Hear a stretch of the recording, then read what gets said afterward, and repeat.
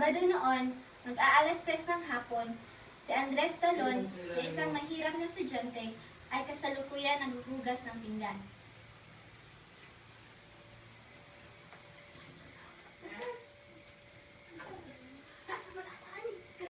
Ito lamang ang paraan upang makapagpatuloy siya ng pag-aaral ng medisina sa kolehiyo. Nangingitab sa pawis ang kanyang kayamangging mukha. Ang bula ng sabong nakabalot sa kanyang mga matipunong bisig ay umabot sa sikop.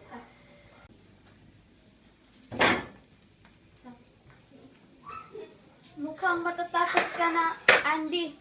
Ngayon lamang ako nakakita ng ganyan kabilis magtrabaho. Lalo na kung napupuri. Parang wala naman ata si Bill. Maantala daw siya. Dala-dala niya kasi yung kanyang kapatid sa sinihan.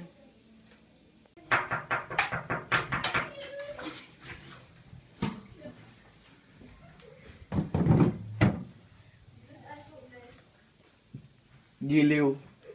Saan ka ba galing? Doon lang, nagkuha ng tubig.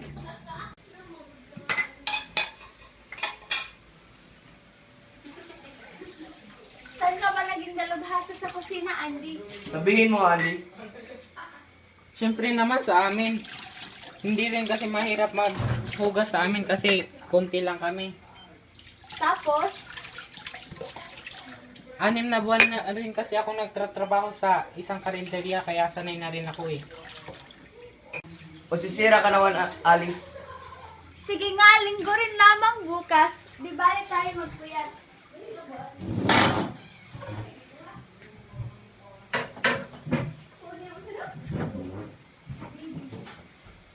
Alam nyo, ako ay may pagkahampas lupa. Teka lang. Ako lang magtatapon ng basura.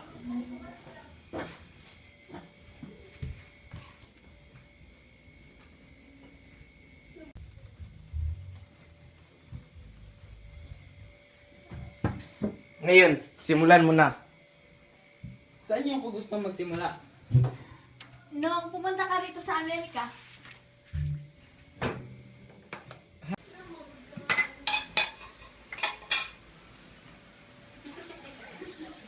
saan ka ba naging dalubhasa sa kusina, Andy? Sabihin mo, Andy. Siyempre naman sa amin. Hindi rin kasi mahirap maghugas sa amin kasi konti lang kami. Tapos, 6 na buwan na rin kasi ako nagtatrabaho sa isang karinderya kaya sanay na rin ako eh. Sa San Francisco ako unang bumaba at paghugas ng pinggan ang unang naging hanap buhay ko. Naging manggagawa ko sa iba't ibang lugar sa California. Namitas ng Manzanas, Oregon at Washington. Dalang hita sa Florida lalo na kung umitim sa taniman ng kamatis, litsogas, repolyo, at iba pang gulay. alin sa mga karanasan mo ang bumago sa iyong buhay? Halimbawa, bakit mo naisipang mag-aral? Bakit mo iniwan ang iyong paglalagalan? Hindi nangyari sa Amerika ang karanasang bumago sa takbo ng aking buhay. Doon sa amin sa Pilipinas nangyari ito. Ano? Magsasaka ang aking ama. May isang kaugalian sa amin kung pesta ng bayan. Ang lahat ng magsasaka ay pumaparoon sa malaking bahay ng may-ari ng lupa at tumutulong sa karaniwang malaking handaan doon. Nagsisipagsaing, nagsisipagpatong, nagpapatay ng manok, baboy, kambing at baka. Sabihin mo pa lahat ng tumutulong ay doon din kumakain. At isang pesta nga ay isinama ako ng aking ama upang tumulong sa may-ari ng lupang aming sinasaka. May 13 gulang ako noon. Mga timawa, inunan niyo pa mga bituka niyo kaysa sa mga bisita. Hindi ko kaagad naunawaan ang aking narinig. Noong pauwi na lamang kami at sinabihan sa akin ni amang ang kaniyang pagdaramdam. Noon ko lamang lubos na naunawaan ang kahulugan ng salitang timawa.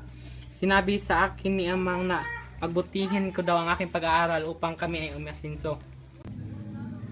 Dahil malalim na ang gabi, ipinagpatuloy na lang nila ang kwento kinaumagahan at ipinakita ni Andres ang bago nilang bahay.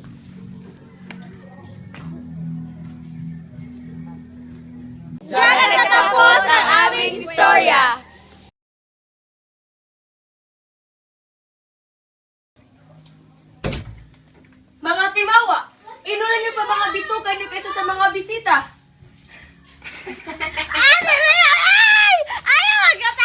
Paano? Magsasaka ang aking ama. May isang kaugalian sa amin. Patuloy ni